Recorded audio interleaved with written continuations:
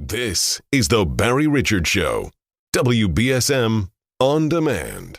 Without further ado, WBSM presents The Barry Richards Show. Streaming live on WBSM.com and the WBSM app. Call 508-996-0500. Text us using App Chat on the WBSM app. Now, The Barry Richards Show.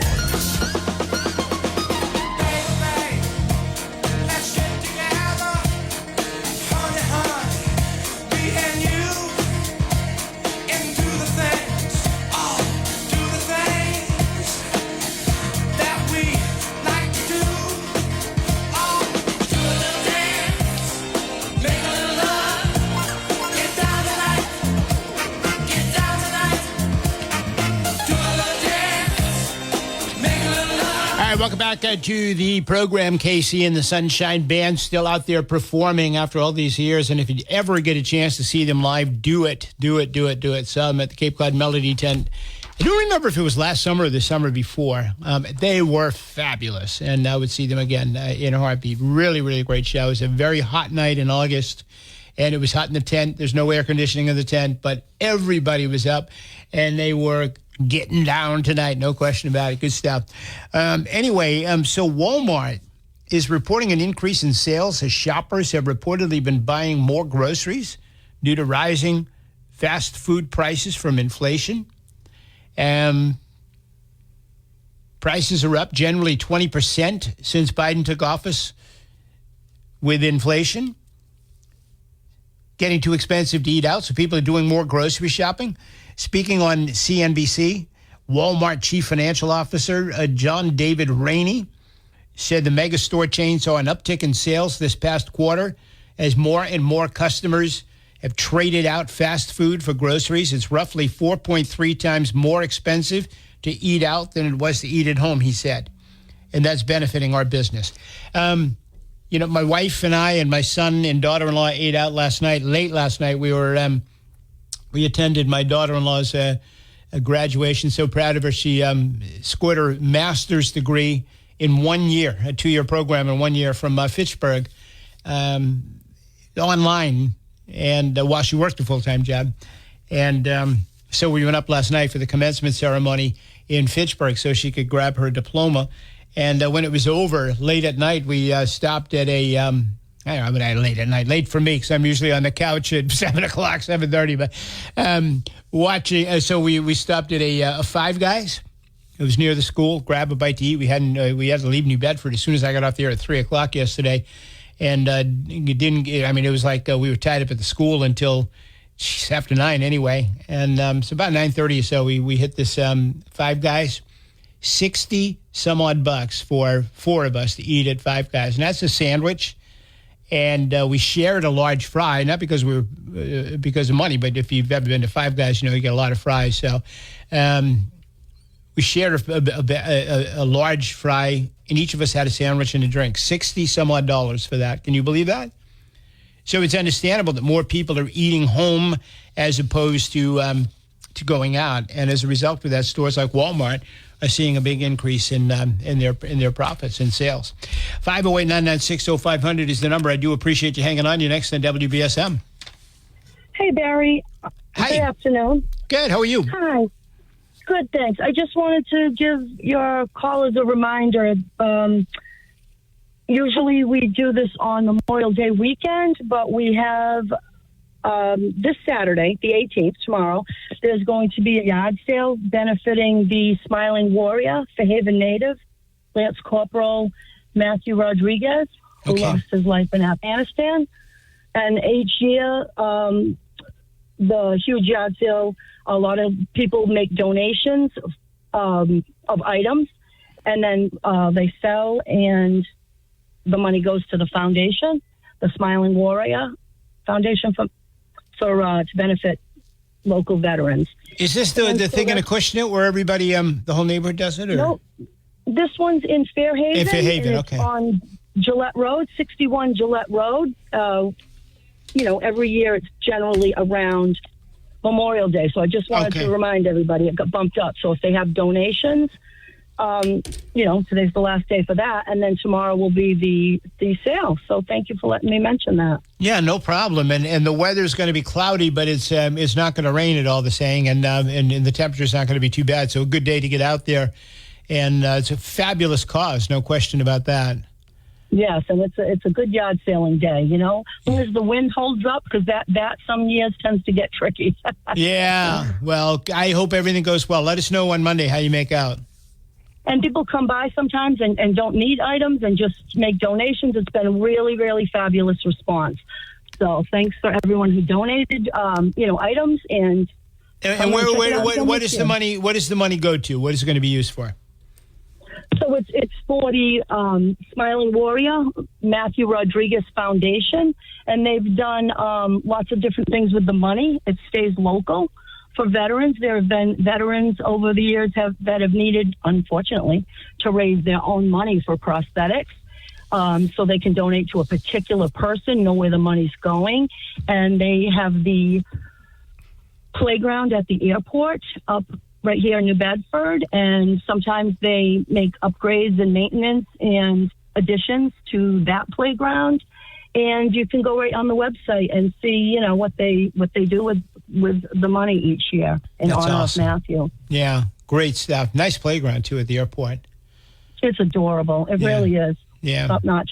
Well, thank you, Barry. Have a great weekend. Thank you, my friend. Appreciate it. Good luck tomorrow. 508-996-0500 is the phone number, and certainly is a good cause, and certainly do encourage you to either stop by or make a donation or go online and check it out. Speaking about veterans, I had a story yesterday that Texas Governor Greg Abbott has issued a pardon to U.S. Army Sergeant Daniel Perry, citing the state's Stand Your Ground laws and the right of self-defense. Perry was convicted by a Travis County court in April of last year for shooting and killing Garrett Foster during a Black Lives Matter protest. Texas has one of the strongest Stand Your Ground laws in self-defense of self-defense that cannot be nullified by a jury or a progressive district attorney, Abbott said in a written statement yesterday. The Texas Board of Pardons and Paroles issued a unanimous recommendation following what Abbott called an exhaustive review of Sergeant Perry's personal history and the facts surrounding the incident during the July 2020 Black Lives Matter riots, where Perry shot and killed a protester by the name of Garrett Foster.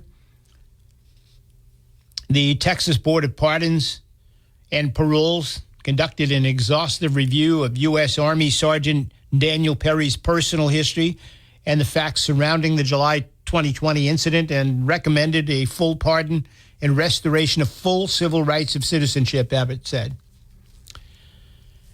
In the pardon proclamation, Abbott wrote in part, whereas on July 25th, 2020, Daniel Scott Perry was driving on a public road in Austin, slowed his vehicle as he rounded a corner onto Congress Avenue and encountered a group of protesters obstructing traffic, and whereas Daniel Scott Perry's car was immediately surrounded by aggressive protesters who rushed to obstruct, strike, pound, smash, and kick his vehicle, and whereas Garrett Foster then approached within 18 inches of Daniel Scott Perry's car, confronted him and brandished a Kalashnikov-style rifle in the low ready firing position, and whereas Daniel Scott Perry fired his handgun at Garrett Foster to eliminate a perceived threat to his safety and called law enforcement less than 1 minute later to inform them of the incident, whereas Daniel Scott Perry explained to law enforcement at the time that he used his weapon because he feared losing his life and has since consistently stated that he acted in self-defense. The governor went on to state that Travis County District Attorney Jose Garza prioritized reducing access to guns that citizens could use to defend themselves. He accused the district attorney of withholding exculpatory evidence from the grand jury and said the DA had not sought to see that justice had been done. The pardon provides full restoration of Sergeant Perry's civil rights of citizenship, including the right to own and possess firearms. In April of last year, Governor Abbott directed the Board of Pardons and Paroles to expedite its review, adding, "I look forward to approving the board's pardon recommendation as soon as it hits my desk." The governor's comments followed Sergeant Perry's conviction on April 7th of last year by a jury in Travis County for the shooting death of Garrett Foster. Again, Perry claimed at the time that Foster pointed an AK-47 at him after protesters stopped his car as he attempted to move through the protest group. The shooting, which took place on July 25th, 2020, during a Black Lives Matter protest in Austin.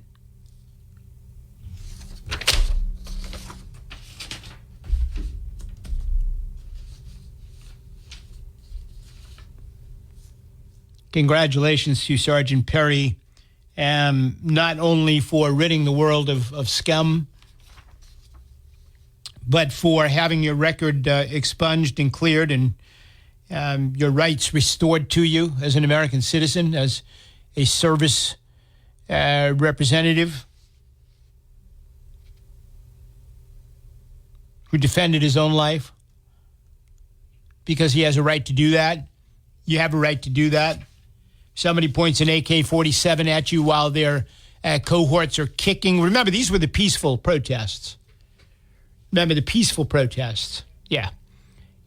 So while we were having these peaceful protests, somebody was picking on the wrong chicken here. And the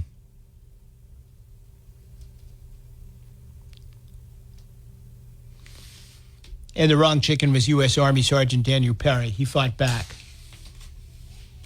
defended his life. And Governor Greg Abbott is a hero for pardoning him, and I'm glad to see that he did.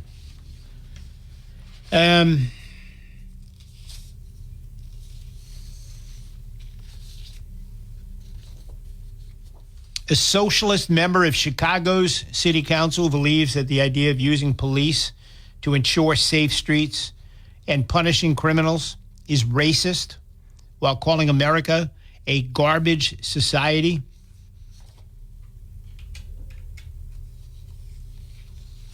He's a member of Chicago City Council. Using police to ensure safe streets and punish criminals, it's racist. America is a garbage city. According to Rosanna Rodriguez, an older woman on Chicago's City Council who supports defunding the police and caucuses with the Democrat socialists. The older woman, who explicitly calls for critical race theory to be taught to children, is also involved in the council's Education and Child Development Committee. Another reason why you keep your kids out of public schools, right? The older woman repeatedly blasts American society in her frequent social media tirades. According to the council member, America is a garbage society and a white supremacist society and system that favors white people. Rodriguez believes that white people are ahead in the game in comparison to minority groups. Race is not a factor that can impact success for white people, she said, while making the case for implementing critical race theory into the education system in the city of Chicago. These people aren't nuts. These people aren't stupid. These people are organized with an agenda, with an objective, with a goal. Many of Rodriguez's posts on the X platform show vitriol for police and law enforcement. When we say defund the police, we mean developing alternatives to racist punishment and brutality. This work has been around for a while, and it's a great tool to rethink our idea of what public safety should look like, Rodriguez said.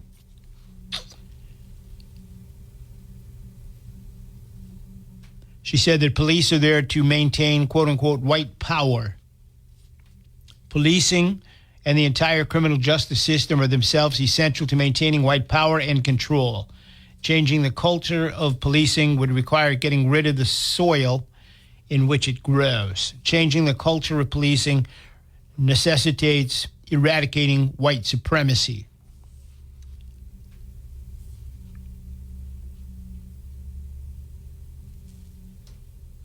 As for why people commit crimes, she says, it's white supremacy. White supremacy, systemic racism, and exclusion are at the root of the issue of violence.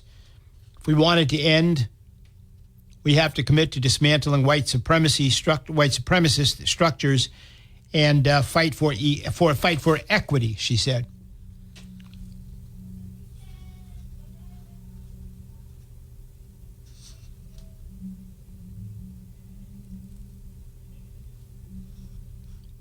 Responding to a user on X who leveled an accusation that she was racist against white people, Rodriguez said, did you call me a racist against white people? Reverse racism is not a thing. So I have nothing else to contribute here, sweetie. It's not reverse racism. Racism is hatred against any race. Doesn't matter what race you are or what race you're pointing your vitriol at and your hatred at. It's not reverse racism. I mean, those who advocate for black or brown or whatever race, you are not the sole victims of racism. Sorry, sweetie. 508-996-0500. Thanks for hanging on. You're up next on WBSM. Hey, Barry. How are you? Hey, Paul. How are you? We had a call yesterday. Somebody was worried you got kidnapped at UMass Dartmouth. They couldn't kidnap me because I was soaked from head to toe, and I was too heavy to pick up. Did he get you $1,000? No, my son did. Okay. They should have given $1,000 for everybody that was in the audience for getting soaked. No tent. They give you a poncho. Yeah. It was the most. I don't know. It was horrible. The arrangement. People called in and went on Facebook complaining. It's a true complaint. I mean, my son graduated from UMass Dartmouth 10 years ago in the rain. I remember it well. I know what you went through because we went through it, and we had my in-laws with me who were 84 and 83 at the time, and they had to wear the yellow ponchos, and we sat in the rain for the afternoon. So it was miserable, Dave. It was miserable on one hand because of the conditions, but then to watch a kid achieve something like that is quite wonderful too. So it's one of those mixed blessings, I guess. Yeah, and the thing about that, Barry, I mean, you know how they have whatever the kid is mastering it or whatever he's taking up. It was out of order. People were like, you couldn't follow it on the paperwork that they gave you, the booklet. Yeah. I mean, it's like you have to really pay attention, and people were complaining that they couldn't tell when the kid was going on stage to receive because it was so out of order. Oh, wow. And the names and stuff like that, it was not well organized. People couldn't get in after a while because they got there late, but just people complained about the traffic because it was during the day on a weekday.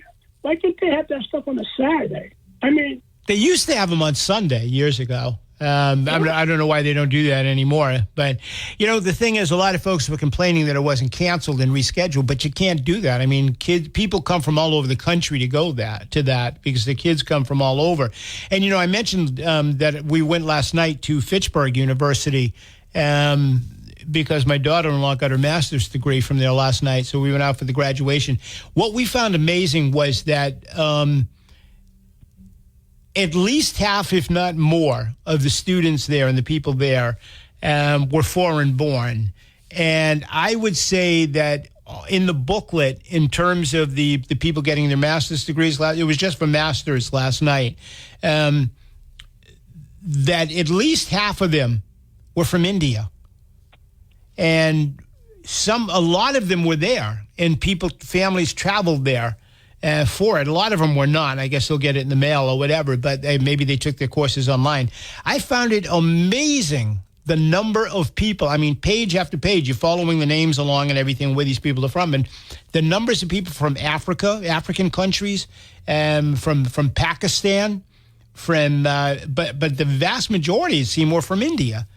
And so I don't know. I mean, we were just kind of wondering. I mean, not that I don't like people from India, but we're wondering how it is that the Massachusetts, a school like Fitchburg, it's probably one of the least expensive in the state, but how does a school like that, how do they know about it in India, and why so many people from India enrolling into the Massachusetts state schools. Was it the same at UMass? It was quite a few, but not as bad. I mean, a lot of Portuguese last names. Yep. I mean, it wasn't where it was abundance of, Asian or, Indian or from India or anything like that. I mean, you had a couple names, but it wasn't overwhelming, I don't think, the names, because I think they kind of stick local here, but maybe from the area. But it was a situation people couldn't see because everybody had their umbrellas up, Barry. So if you sat behind me, I had my big golf umbrella protecting me and my wife from getting wet. You're not seeing anything on the stage. Yeah. I mean, this forecast was 3-4 days out that you could have put tents up there and get some tents and where people can sit on the shelter underneath some tents and have that situation still going. People, even though they can't cancel it, but I still think they could have did a better job protecting people. Because don't forget, I was there like 8:15 to get a good seat. Well, I mean, I wonder why they didn't in a case like that, you would think they'd open the gym and maybe broadcast, simulcast it into the gym on TV. Maybe they did. I just don't know. But for those people who didn't want to sit in the rain, I mean, personally, it wouldn't have bothered me that much because, like I said, we did it. But my in-laws were in their 80s, and I would have preferred that they be indoors. But there was older people there. Yeah. There was people, wheelchairs, Barry. You got people in there like mechanical chairs, because they, and I'm like, they're getting soaked and out there. And I'm like, these poor people are here to see this event so bad. Yeah. But it was cold too. It was 55 degrees. Everybody was shivering. Yeah. They soaked. You can't cancel, but I mean, there must be a way to do a better job of protecting the people and providing shelter. And I mean, again, people come from all over the country. They got kids, from Florida, from New York, from all over, and you book a flight and you got to go back the next day and you got a hotel and so on and so forth. So you can't cancel it. You got to have it.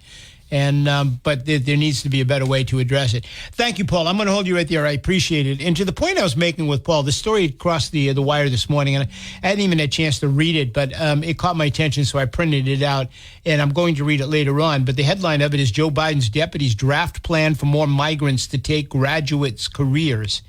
And just the first line, White House deputies are quietly putting a little-known regulation that protects American graduates from the fly-in migrants who use temporary visas to take and keep U.S. jobs. So it's interesting. More and more migrants and more foreigners are getting into our colleges and taking advantage of our programs. 508-996-0500 is the number. Thank you for hanging on. You're next on WBSM. Hi, Barry. I wanted to kind of return to what you were talking about earlier with the city having this resiliency and environmental stewardship, the sensors being put up throughout the city. I went online and looked up the person who's in charge of this department. Her name is Michelle Paul, and she's raking in a whopping $95,459 in the year 2022. Wow. So now, jump 2 years ahead, so I'm sure her pay is probably up to $97,000 or $98,000 a year. So that's another big salary that the taxpayers of New Bedford have to be forking over for doing absolutely nothing. But, in listening to you earlier, it's just amazing because it's like communism. It's communism taking place in front of our eyes. But I wanted to make a little joke out of this because I wonder what the censors are going to do when they're sensing the stench of grilled sardines in somebody's backyard, or like the fish juice when it's rolling off the trucks on Route 18 and the sun's hitting it, and it's creating the the lovely scent of rotting fish on the streets. Or even better, when you get like the seaweed rotting in the dike, that's a lovely scent. Yeah, when you get the low tide smell downtown, I mean, is that going to set off the sensors? I don't know. But, bottom line here, so we're going to get a $392,000 grant. We've already gotten it from the ARPA money, and we're spending it to put these sensors in all over the city to tell us in real time the quality of the air. We've hired this company that's going to monitor the sensors. They've installed them. They're going to monitor them. And they're going to set up a web page that you can go and in real time look at the air quality. Now, I don't know who needs to have that all the time, but I get it on my Weather Channel app, that tells me the air quality index for the day. So where else does this information go? I mean, what the mayor said essentially in his press conference is this gives us a chance to monitor and, the air quality. What did I do with it? I don't want to misquote. I wouldn't want to misquote the mayor here.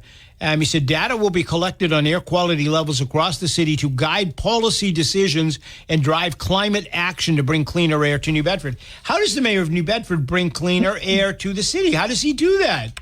I mean, do we have a big fan in the sky? Maybe they'll put some of those wind turbines right outside inside the dike and start blowing some air onto the city of New Bedford. I mean, we live on the ocean. We live on the shoreline. We have beautiful, the wind blowing and beautiful sea air. This line is just a bunch of communist BS. It's just and like your other caller called in, and he was talking about the carbon credits. And it's a big scam, and that's exactly what this is, because we all know that the mayor of New Bedford, John Mitchell, is on board with all the communist woke agenda. He's right on board. He's right along there with them. So it's just another way to scam money from the taxpayers. It's just a bunch of bull. Yeah, but this is being done for a reason. There's a reason. I mean, John Mitchell is not just putting sensors up there because he's a communist.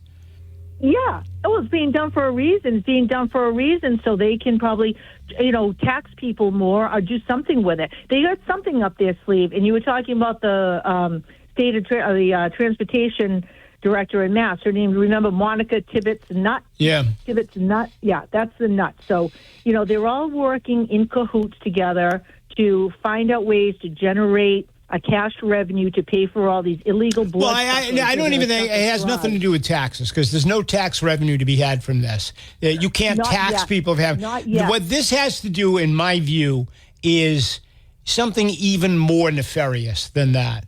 What this has to do with is the day is going to come 3 years from now, 4 years from now, 5 years from now, where we're going to have these sensors all over the place, and the EPA is monitoring those sensors. Probably won't even take that long. And then on a hot day in July, when the air quality is bad, according to their sensors, they're going to be able to tell you, you can't drive today in the city of New Bedford because the air quality is bad. And this is the total ultimate control that they want. You've got to take South Coast Rail, or you've got to take the green bus, Serta bus, that's electric or whatever. You can't drive your car today.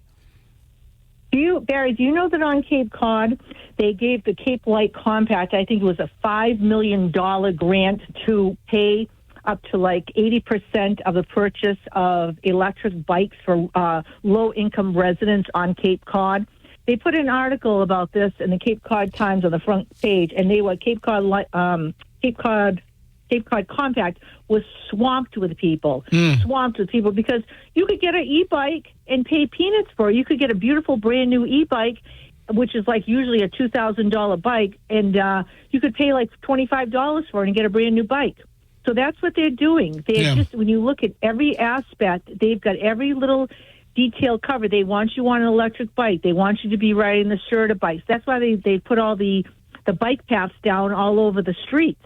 So that's what you'll be riding. I mean, it's communism 101. Well, this is the next step to that, and this is they will be able to tell you cannot drive today because the air quality is so bad. You must use public transportation today. If we catch you driving, we're going to take your license away, or we're going to take your car away. And this is going to force and push people into getting the electric cars that they're mandating that you get. They're going to be able to take your gas-powered car off the road if the sensors are going off. This is what this is all about. You're absolutely right. You are right. So people wake up. I mean, they're trying to control every single aspect of our life. And people have to start fighting back and saying no. And what more can you tell people? If their eyes aren't open now to what's going on, their eyes will never be open. All right. Thank you, Kathy. I'm going to hold you there. And to my friends in the city council who are probably listening right now, is anybody in the city council going to stand up and speak about this? To my knowledge, the city council did not have to approve this. Maybe they did. I don't know. I haven't heard anybody until today when this press release come out even talk about this. It's the first time I've heard about it. And some of these sensors have already been installed. I think I read 5 were already installed. I haven't heard anything. Why did they tell us after they were installed? Why didn't they tell us they were going to? Or let's have a public hearing so that the citizens of New Bedford can weigh in on this. Did the city council have to vote to spend this money this way? I would love to hear from anybody on the city council about this, what they think about this, and whether this is something they approve of. You know, again, we've got folks in the city barely struggling to get along, and we've got $392,000 to start this program. 508-996-0500, and another $100,000 to pay a climate change czar here in New Bedford. That's our priorities. Climate czar in New Bedford. We need a climate czar.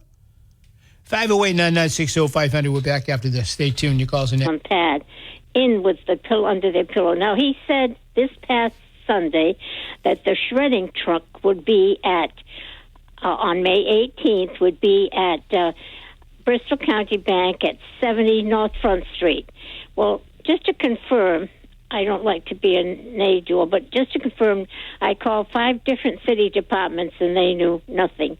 I called the bank down here on North Front, and I thought they would know if there's a truck going to be in their parking lot tomorrow, and they didn't know anything. They gave me the central office in Taunton. I called them, and they said no. Now, somebody found the shredding truck. They are going to be in Dartmouth, not New Bedford, June 1st. I just think he was given the wrong information. But he's so accurately repeating it because that's helpful for people listening to him. And he did say 3 times. Now remember, it's May 18th, 70 North Front Street, Bristol County, the shredding truck. And it's not unusual for the shredding truck to go to a bank parking lot. Yeah, I've got. I'm just kind of scanning through here on the computer, and I see that there is a June 1st in New Bedford. No, it's June 1st in Dartmouth. Even that's inaccurate. Oh yeah, Dartmouth.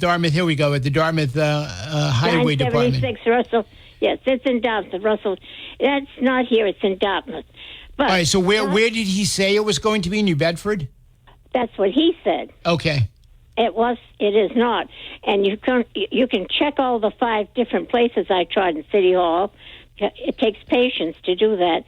I also called the bank itself, and I called the main branch of the bank, which is in Taunton. And nobody knew anything, and they would know. It's a bank. And they would know. And it's not unusual for the truck to go to a bank. Mostly it used to go to that parking lot across from City Hall, but lately it has not. Yeah. It is going to be in Dartmouth, 976 Russellwood, whatever road it is, and that's where I'm going to wait and go. But since he repeats what's given to him, and I appreciate when I get information in the morning, 7 to whatever, 6 to 7, whatever it is. He says it once, and if you haven't jumped out and gotten a piece of paper and a pencil, he never repeats it. Jim Phillips is a pro. He's old school, and there's a thing called a 3-time rule in this business, and you repeat things 3 times so that people remember, because all studies indicate that happens after 3 times people get it. So that's why you do it. Jim is a pro. Tell you what, I don't know. I didn't hear what Jim said. You've obviously done some research. June 1st in New Bedford. Let me see if any of the other listeners have any information, or maybe they heard what Jim said, and they can help us out with this. And we'll see if I can. I've only got about 15 more minutes on the air, but we'll see if we can get some more information on it for you. And I appreciate you bringing it up. Thank you, my friend. 508-996-0500. You're next on WBSM.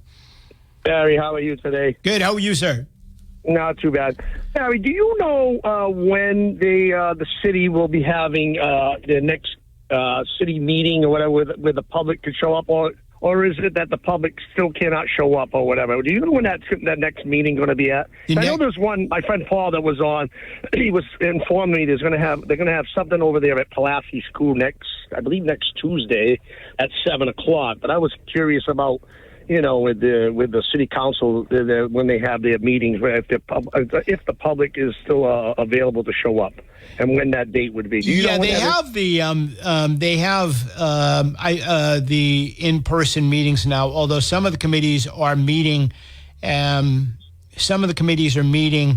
still on Zoom. What I have in front of me here is the next city council meeting is May 21. Okay, I'm going to put that in my phone. So they'll have that down at City Hall? Let me just double check on that here. That would be at City Hall. Okay, great. I have here Committee on Ordinances is Monday, May 20th. Okay. Let's see, May 20th. They have that on the City of New Bedford website, right? Probably. Yeah, I'm on newbedford.com. The Special Committee on Affordable Housing is actually May 21 at 7. Okay. Wednesday, the 22nd, is Committee on Airport. Thursday, the 23rd at 7 p.m. is the full City Council meeting. Oh, okay. So great. I'm going to have to check that out. But so, Barry, I don't know. I heard also that there's going to be, I guess next week's going to be hectic throughout the city. I guess they've got a lot of road projects that's going on. I caught it on Facebook, but I don't remember if it was South Coast today. I tried to look it up and it wasn't there. But I guess there's going to be a lot of people are complaining that they're doing all these projects. Like, you can't win with certain projects. I mean, it is what it is. If you're going to fix the roads, you can't bitch about the roads and then you can't bitch about the roads and then complain if they're fixing them too at the same time. Right. But that's human nature, isn't it? Yeah. So as I told you, I drive tractor trailer, and I'm very observant of my surroundings. I have to, because of cars and all that. So I come down Route 18. I leave from the south end, and I come back obviously to my plant that's down over here, right next to where they're putting the windmills together, and sending them out to on the ocean. So do you know how Route 18 they have it from Eversource all the way down to Potomska Street? They have those street lights, but they have the trees in between. You've noticed that, correct? Yeah. Okay. Okay. So I just noticed the other day that from Griffin, is it Griffith Street? I think it's Griffith Street, but from Potomska all the way mostly to Griffith Street, those trees were cut out. They're right down to the stump. Like they took them out. Like they weren't infested. Like some trees might be not growing. The leaves ain't coming out. They're gone. Like, who do we talk to find out why those trees were removed? Like, some of them, like, if you ever drive by, you're going to see that they're gone. I think it was on Tuesday. I came back, and there were, there's 20 of those trees gone. Like, why would you plant them? I could see if there was a obstruction, it was growing too much, and people can't see and all that. But I would check with them. Yeah, I would check with them. We have a forestry department. You can check with that. That's at City Hall, and they might be able to help you out. That's where I would start. You might want to start with. You might even want to go to Ian Abruth, City Councilor. That's his area. He lives in that area. Right. Also Brian Gomes is pretty good with constituent services, and that would be Derek Baptist or Joe Lopes. Ward. Okay, so any of those city councilors. But I would, I'd even call, it's still early yet. The forestry division should still be open. I think they probably closed at 4 today. Right. But you can. It was so odd. It was so odd. I'm like, why were these trees taken out? Like, you planted them maybe 2 years ago, and then just starting to, get a good size, you know what I mean, and whatnot. And the other thing too is I was curious what I wanted to ask the mayor the other day when I think it was Chris that has him on about what is he going to do about Route 18 with all these street lamps that are getting knocked down and everything else. There was another accident that knocked one of those cement. I don't know what you want to call those round cement things that sits in the median there around the bend over there where all the accidents. There's 5 in that stretch from Potomska Street and down there over there. There's 5 poles knocked down. Wow. And it's dark. Yeah, there's 5 of them knocked down. If you ever drive by, I haven't been down that way in a while. I'll have to go by and check it out. But I would call the forestry department first on the trees, and if you don't get any response there, check with Ian Abruth. He's great with constituent services. In fact, just about all the councilors are. Brian Gomes too is great, and that's either Joe Lopes or Derek Baptiste. I'm trying to think of where the boundary is. But any one of those folks will help you out find the answer to that. I got to hold you, my friend. I appreciate it. Thank you, sir. 508-996-0500. Quick break. We'll come back for you. At the Pulaski School this on the 21st. Okay. And everybody can go. Paul and I are going to go. We're from another ward, but it doesn't matter. Mayor, I'm just reading from Leo's email. Mayor Scott Lang will be speaking on zoning and building codes in the city. In addition, Leo is going to run an open forum on taxes and the city budget. And he wants people to come and talk. And so people are allowed to actually speak. It's not like a regular city council meeting where people can't speak. Exactly. Ah, wow. First Amendment. Imagine that. Gee, politician who wants to hear what you have to say, huh? Yes. Jeez. Yes. And so we're going. I don't blame you. Maybe I'll stop by. Yeah, 7 o'clock, Pulaski. And everyone is welcome to attend. I've asked Leo that in the past. You don't have to be just from Ward 1. Fabulous. Can you remember to give me a call on Tuesday and remind everybody? I'll write it down and do it. Awesome. Appreciate it, Catherine. You're great. Okay. Thank you, my friend. 508-996-0500. Got to get the last break in, and we're coming right back after this. Stay tuned. I just want to tell you, hey, listen, that if you've been holding off on your home improvement project and worried about the process or maybe the cost, these days you worry about those things, right? Kudo Construction, well, they have been making home improvement stress-free for families like yours for a long time. They understand your financial situation right now. They're offering $1,000 off your roofing, siding, or window replacements for a limited time only. Kudo Construction doesn't offer specials like this often, so take advantage. Get the work you need done without breaking the bank, with a savings of $1,000 and making the project that you've been putting off so much more affordable. There's no better time than right now to take advantage of this opportunity. Call my friends at Kudo Construction Company today at 508-509-4414 for your free estimate. Free? Somebody say free? Free if it's for me. Yeah, all kidding aside, restrictions do apply. So check KudoConstruction.com, and they've got your family covered. Kudo Construction Company. Please tell them Barry's next week on Thursday. On the 23rd. Yeah, the 23rd. That's next Thursday. Yeah, it's 7 p.m. There's the meeting that the gentleman was looking for was the public meeting that's going to be held at Pulaski on Tuesday. It's a public meeting for everybody, and City Council Councilor Choquette is having that up in the North End. Everybody can go, though. Thank you, my friend. 508-996-0500. You're next on WBSM. Hello? Hi. Hi. That young lady that called before about the shredding? Yes. It's not Bristol County Savings Bank. It's First Citizens Federal Credit Union on North Front Street. First Citizens Credit Union, and it's tomorrow the 18th. It's tomorrow, 9 to 12. They have a shredding event, and they also have an electronic recycling event, and then some little things for the kids. If you Google it, it'll come right up. All right, I don't think she's got Google, but what is it again? First Citizens Federal Credit Union, which is right next door to Danny Seafood.